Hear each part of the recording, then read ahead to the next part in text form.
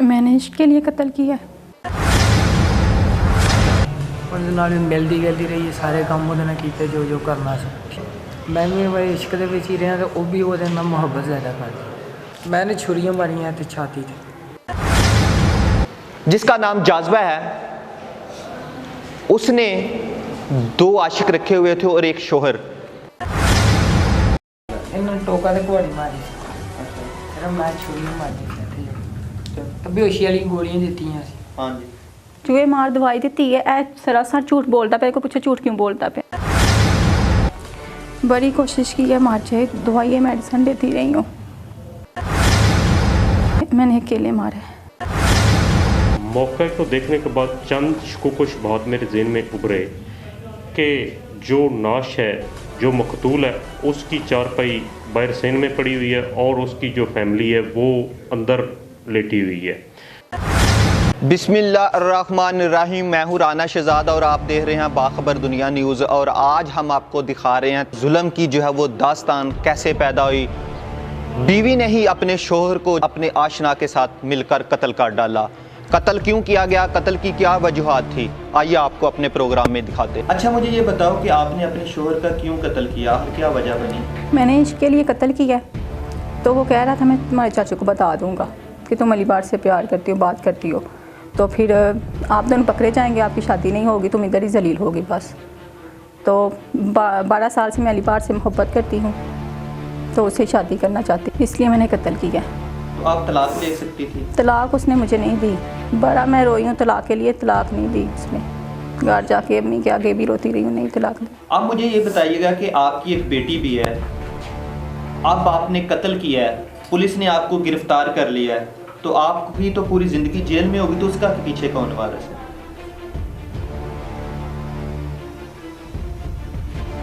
मेरी अम्मी बहन भाई संभालने के लिए। अच्छा, आपको ज़रा अफसोस नहीं है कि आपने अपने शोहर का जो है वो कत्ल किया है? नहीं, मुझे बिल्कुल अफसोस नहीं है, मुझे मेरा महबूब चाहिए बस। कहती ऐसे तन मैं मिला दी तो वही कत्ल कर दे, इस वजह से ठीक है कर लो। यानी कि आपने इसकी मोहब्बत में फिर कत्ल किया, यही बात है ना? कब से तल्लुकात थे आपके इसके साथ? बड़ी देर कितनी देर के? 12 साल हो गए मेरी शादी में, ठीक है। और तो समझो साल डेढ़ बाद शुरू हो गए तल्लुकात। आप करते क्या हो? मैं मजदूर मिस्त्रियों का। आपकी शादी हुई है, तो आपकी बीवी के होते हुए भी आपने इसके साथ तल्लुकात रखे थे? जी। क्यों, क्या वजह थी इसमें? कोई तो होगी ना वजह। नहीं क्या सी वो मिला नहीं था। यानी कि मिलने की खातर? पहले कभी नहीं मिली थी? नहीं, पहले नहीं मिली थी। हाँ, पहले नहीं भैया आंधी सी मैं गलबात करी थी एने जी पिछले हाँ जी मैंने तो हाली कॉल की सी ना भैया तेरे ना काम एक ठीक है। मैं गया तो अगू मैंने प्लान स्लैन सारा कुछ नहीं किया, गोलियां खवाइया सी बेहोशी वाली, ठीक है। इन्हें प्लान बनाया पहले कल ही ने करे, जब मैंने कॉल करके बुलाया से फिर मैं गया तो मैंने दसिया फिर पता लगा। आपने अपने शोहर का क्यों कत्ल किया, क्या वजूहात थी? इसे पता था कि मैं ना, इसे शक हो गया था कि मैं अली बार से बातें करती हूँ, तो ये कह रहा था कि मैंने तुम्हारे चाचू को बता दूंगा, तो इस डर की वजह से मैंने कत्ल कर दिया कि ये बता देगा कि ये कहता मैं आप दोनों को ना चाचू को बताऊंगा तो फिर आप फंस जाएंगे, इस तलाक भी फिर आपको मैं दूंगा, तलाक भी नहीं होगी। तो आप अली से प्यार करते हो? जी। कब से? 12 साल से करती हूँ। और मुझे ये बताइएगा कि आप क्या अपने शोहर से तलाक नहीं ले सकती थी अगर आपको उससे प्यार था? 12 साल आपकी शादी के हुए हैं। वो तलाक नहीं था दे रहा। वहाँ पे जब मैंने अली रज़ा की बात सुनी है, अली रज़ा का ये कहना है कि जब मैं बाहर था मुझे फ़ोन किया, फ़ोन करके मैं जब इसके घर आया हमने मुलाकात की है और उसके बाद हमने कत्ल किया है। अली रज़ा कहता है कि मैंने खुद छुरी के वार किए हैं, जबकि जाज़बा आपने कुल्हाड़ियों के वार किए हैं। और आप डिटेल से बताओगी क्यों कत्ल किया है? आप मुझे बताओ, वो आपके साथ था या नहीं था? वो साथ नहीं था, वो झूठ बोल रहा है। 8 बजे ना कॉल की थी काम में इधर ना लग रहा। अच्छा ये मैं गया सा ਇਹਨਾਂ ਅੱਗੇ ਪਲਾਨ ਆਪਣਾ ਬਣਾਇਆ ਅਸੀਂ ਜਿਹੜਾ ਕਤਲ ਕਰਨਾ ਹੈ। ठीक है। ਸਹੀ ਹੈ ਤੇ ਜੋ ਕੋਈ ਵੀ ਕੀਤਾ ਵੇ ਰਲ ਕੇ ਕੀਤਾ ਦੋਵਾਂ ਨੇ। दोनों डाल के ਜੀ इसने क्या चलाया था और आपने क्या चलाया? ਇਹਨਾਂ ਨੇ ਟੋਕਾ ਤੇ ਕੁਹਾੜੀ ਮਾਰੀ ਸੀ, अच्छा। ਸਿਰਫ ਮੈਂ ਛੁਰੀਆਂ ਮਾਰੀਆਂ ਸੀ ਇੱਥੇ ਜਾ ਕੇ। ਪਹਿਲਾਂ ਮੈਂ ਤੈਨੂੰ ਆਖਿਆ ਦਵਾਈ ਲਿਆ ਕੇ ਦੇ, ਤੂੰ ਲਿਆ ਕੇ ਦਿੱਤੀ ਹੈ, ਲਿਆ ਕੇ ਦਿੱਤੀ ਹੈ ਨਾ, ਤੇ ਉਹ ਫਿਰ ਮੋਸ਼ਨ ਵਗੈਰਾ ਲੱਗੇ ਨੇ, ਤੇ ਫਿਰ ਤੈਨੂੰ ਮੈਂ ਆਖਿਆ ਦਵਾਈ ਜ਼ਹਿਰੀਲੀ ਲਿਆ ਕੇ ਦੇ, ਤੇ ਮੈਂ ਆਖਿਆ ਮਾਰ ਦੇਣਾ ਕਿਸੇ ਨੂੰ ਸ਼ੱਕ ਨਾ ਆਵੇ। नाजरीन, आपने इस खतून की बात सुनी जिसने अपने शोहर का बड़ी ही बेदर्दी के साथ अपने आशना के साथ मिलकर कत्ल किया है। ये वो खतून है शोहर को जहरीली गोलियां खिलाकर बेहोश किया और उसके बाद टोके और छुरियों के वार करके कत्ल कर दिया। इसका यह कहना है कि मैं अली से प्यार करती हूं, अली भी मुझसे बहुत प्यार करता है और मैंने मोहब्बत की खातिर कत्ल किया है। जबकि यहां पर बड़ी बात यह नजर आ रही है, ये एक वाहिद खतून है और इसके आशिक दो हैं। एक खतून जब दो इंसानों से मोहब्बत करती है तो उसमें कितनी हकीकत होगी, कितनी सच्चाई होगी। यहां पर मुझे बड़े ही अफसोस के साथ कहना पड़ता है कि यह खतून की बातें और यह खतून इतनी शातिर कि हैरानकुन बात यह है कि एक शख्स के साथ यहां पर इसने तल्लुकात रखे हुए हैं, एक घर में रह रही है, और दूसरा है ये कि किसी के इश्क में ये कत्ल कर रही है।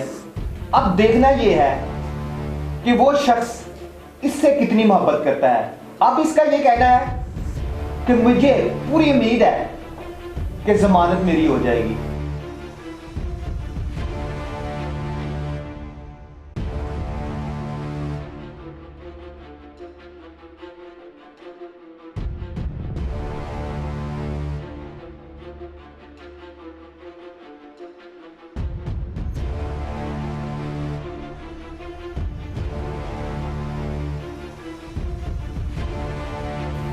मैं डीपीओ गुजरात और थाना कड़ियावाला एसएचओ को सलूट पेश करता हूं, जिन्होंने एक हफ्ते के अंदर इस अंधे कत्ल को ट्रेस किया और दोनों ही मुल्जमान को जो है वो गिरफ्तार किया।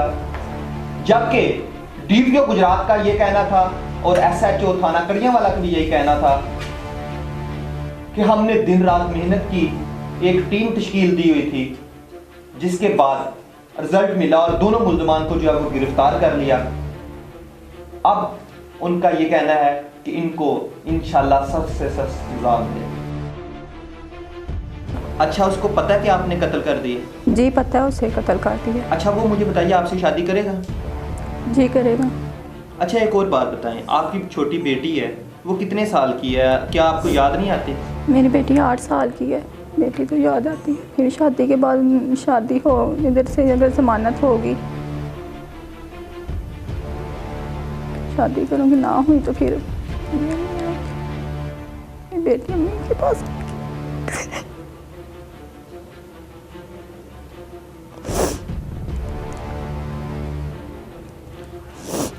अच्छा, आप पे इतना इश्क का जुनून है, आप उस शख्स से जो है वो शादी करना चाहती हो, कत्ल भी आपने कर दिया, अब आप कह रही हो कि ज़मानत होगी तो मैं शादी कर लूँगी, अगर नहीं हुई तो ना करूँगी। तो ये तो आप पहले भी सोच सकती थी ना कि जो अल्लाह पाक ने कर दिया है वो बेहतर कर दिया है। जब अल्लाह के फैसले जब हो जाते हैं तो उसमें इंसान को राज़ी होना चाहिए।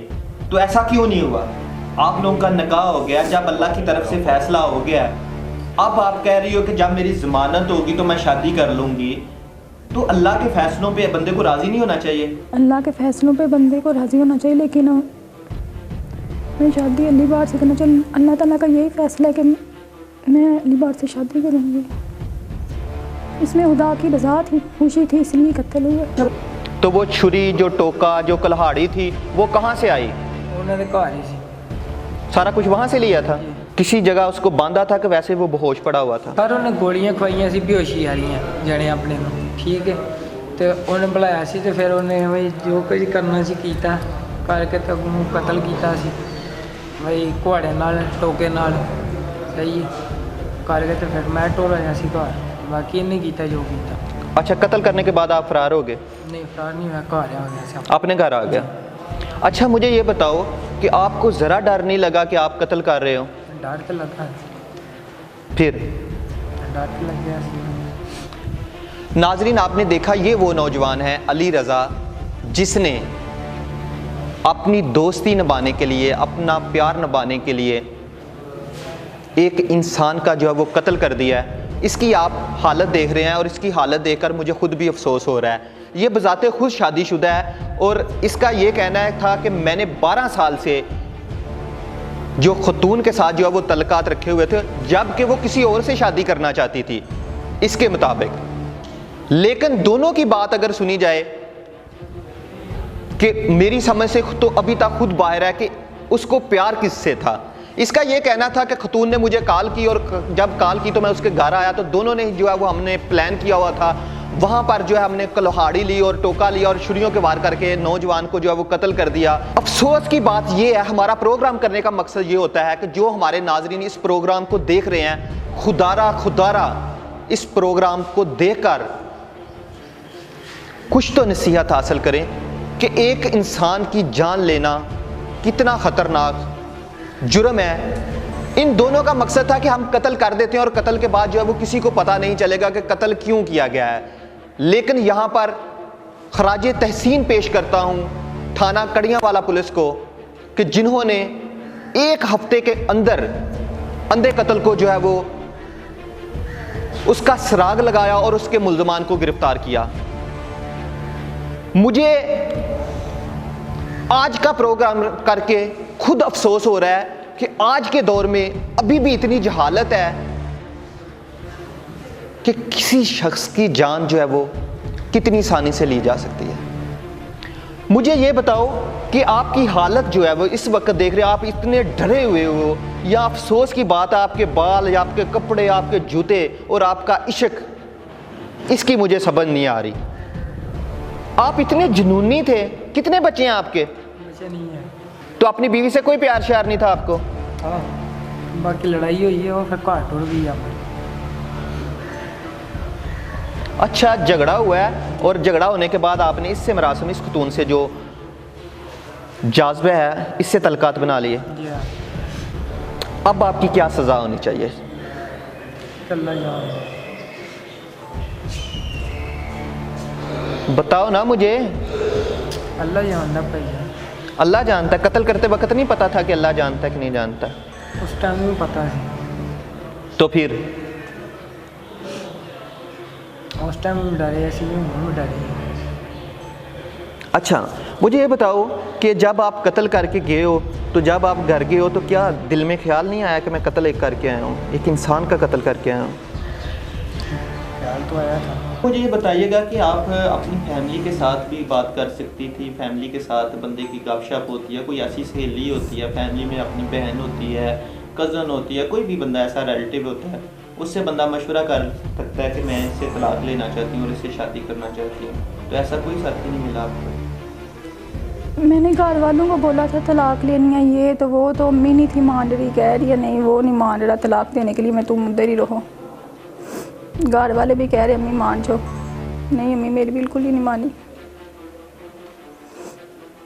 फिर घर में लड़ाई झगड़ा होता था, फिर चली जाती थी। आपने ज़िंदगी के 12 साल भी तो गुजारे, आप दोनों कज़न भी हैं। वो मजबूरन उधर रहना पड़ा है। अम्मी को बोलती थी तलाक दे, तो अम्मी भी कह रही थी नहीं वो तलाक नहीं दे रहा, इसलिए तुम उधर ही रहो। अम्मी नहीं थी तलाक लेके दे रही। तो उसमें क्या मजबूरी थी कि आपको उधर रहना पड़ रहा था? क्या बात? अम्मी नहीं थी लेके दे रही, ये मजबूरी थी। अब आप क्या चाहती हो? सही एक रूटीन से बताओ कि कत्ल करने के बाद आप तो कहती हो मुझे अफसोस नहीं आता, लेकिन अब आपके दिल में क्या कि आपकी ज़मानत हो जाएगी? डिटेल से ज़रा बताओ क्या चाहती हो। अगर आपकी ज़मानत होती है या आपको सज़ा होती है तो आप फिर क्या करोगे? अगर सज़ा हो गई तो फिर ठीक है, अगर ना हुई ज़मानत हो गई तो फिर मैं शादी करूँगी अगली बार से। आप कैसे पुरुमीद हो कि आपसे वो शादी करेगा या आपको सज़ा नहीं होती तो आपकी शादी होगी? ज़मानत भी तो हो ही जाती है ना किसी तरीके,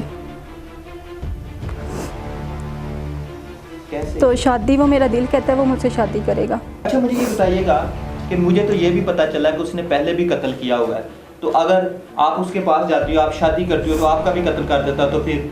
वो मेरा कत्ल कर ही नहीं सकता, वो इस तरह का है ही नहीं। जी, इस वक्त मेरे साथ SHO कड़ियांवाला राइफ फयाज साहब मौजूद हैं, जिन्होंने बड़ी बहादुरी के साथ, जो कि एक अंधा कत्ल था, उसको चंद दिनों में ट्रेस किया, ट्रेस नहीं बल्कि उनके मुल्ज़मान को भी गिरफ्तार किया। मज़ीद हम SHO साहब से जानते हैं कि उन्होंने किस तरह मुल्ज़मान को गिरफ्तार किया, कैसे मुल्ज़मान ने कत्ल किया, ये सारी कहानी इन्हीं की ज़बानी जानते हैं। सर, मुझे बताइएगा कि ये कैसे वाक़या पेश आया था और कत्ल करने वाला कौन था, उसके साथ कत्ल में कौन शामिल था? 12 अप्रैल 2021 सुबह 6 बजे मुझे इतला मिली कि दुखुआ हमारा बिल्कुल जो है ना आज़ाद कश्मीर की बाउंड्री के साथ एडजेसेंट गाँव है, वहाँ पे एक शफीक नामी आदमी का कत्ल हो गया है। इस तला पे मैं फ़ौरन जो है ना अपनी टीम के साथ मौके पे पहुंचा। मौके पे जाके पूरे मौके का जो है ना वो उसकी ऑब्जर्वेशन की, मौके का जो है ना एनालिसिस किया। एनालिसिस करने के बाद अपना जितनी जो हमारी कानूनी हिसाब किताब था जो थी, हमने उसका नक्शा मज़रूबी तरतीब किया। उसके बाद मौके को देखने के बाद चंद शकुक शुबहात मेरे जहन में उभरे कि जो नाश है, उनकी लड़ाई झगड़ा ये सब कुछ नहीं था, सब निज़ाम ठीक चल रहा था। शाम को जब घर आकर सोया तो इन्होंने, उसकी बीवी और उसके यार ने उन्हें बेदर्दी से कत्ल कर दिया, और मुझे सुबह किसी और ने बताया कि तुम्हारे भाई को किसी ने मारा है। मैं इसको माफ़ नहीं करूँगा, क्योंकि ये मेरी फूफी की बेटी है, उसने हमारे भाई पे तरस नहीं खाया तो मैं इस पे क्यों तरस खाऊँगा। उस टाइम बचपन से इसका रिकॉर्ड ठीक नहीं है, ये इसके बहुत गंदे रिकॉर्ड हैं जो सब बता सकते हैं। SHO साहब ने हमारे ऊपर बहुत कर्म किया है कि हमें इंसाफ बहुत जल्दी दिलाया सर, कि हमारे मुलज़म मंजर आम पे लाए हैं। इंशाल्लाह हमारी कोशिश है कि ज़्यादा से ज़्यादा इनको सज़ा दिलाएं, जितनी हो सके उतनी। हम तो ये नहीं सर, हमें इस बात का तो इल्म नहीं था कि ये कत्ल कर देगी। एक उसमें से बच्ची है और वो बच्ची का भी DNA टेस्ट हमने कराना है कि वो नहीं आया। जो मकतूल है उसकी चारपाई बाहर सेन में पड़ी हुई है और उसकी जो फैमिली है वो अंदर लेटी हुई है। वहाँ से तकरीबन 20-25 फुट का फासला था, और किसी भी आदमी को इतना बेदर्दी से मारा जाए, कुल्हाड़ियों, टोके और छुरी के वार करके, तो उसकी आवाज़ भी उसकी फैमिली तक ना पहुँचे, इस चीज़ ने मुझे जो ना सोचने पे मजबूर कर दिया। और मुझे शक गुजरा कि कैसे पॉसिबल, इतनी बेदर्दी से आप एक आदमी को मारते हैं लेकिन उसके बाद उसकी जो ना फैमिली, उसकी घरवाली, उसकी बीवी उसकी आवाज़ तक भी ना सुने। खैर, मौके से हमने नाश को जो ना वहाँ से अपने तमाम सबूत इकट्ठे किए। सबूत इकट्ठे करने के बाद FIR दी, उसके बाद पोस्टमार्टम हुआ। लेकिन ये सवाल मुसलसल मेरे जो ना ज़हन में घूम रहा था, आपने इस शक को पुख्ता करने के लिए, क्योंकि जो भी तफ्तीश है उसका हमेशा जो है ना शक के पहलू से शुरू होती है और फिर जो है ना वो अपने पाए तकमील तक पहुंचती है। इस शक को जो है ना मैंने मजबूत करने के लिए, ये इस तफ्तीश को मुकम्मल करने के लिए मैंने इसकी बीवी से चंद सवाल किए। मुझे वो जो है ना पूरे तसल्ली बख्श जवाब ना दे सकी, लेकिन फिर भी मैं अभी उसको जो ना मैंने उसको कैप्चर नहीं किया क्योंकि पूरे सबूत मेरे पास नहीं थे। लेकिन उसकी हरकतों सकनात ऐसी थी जिससे पता लगता था कि ये कुछ ना कुछ किसी हद तक ये इन्वॉल्व है। मैंने उसका फ़ोन नंबर लिया, उसकी CDR मंगवाई। CDR मंगवाने के बाद उसको एनालिसिस किया। CDR में से एक इसका मेन एसोसिएट नंबर था, उसकी भी CDR मंगवाई। उस रात का डाटा को एनालिसिस किया। एनालिसिस करने के बाद इस जज्बा सेट जो मकतूल की बीवी थी, इसने अपना नंबर 7:45 बजे बंद कर दिया था, और इसने अपने नंबर से आखिरी कॉल जो की अपने आशना अली रज़ा वल अमानत अली कौम लाहौर उर्फ चिराग बाली, जो कि गाँव का रहने वाला था, जिसके साथ इसके नाजायज़ तल्लुकात थे, उसको इसने कॉल करके बुलाया और इसने पहले ऑलरेडी मनसूबा बनाया था। इसने अपने खामद को नशा और गोलियाँ दी और वो मुकम्मल बेहोश हो चुका था।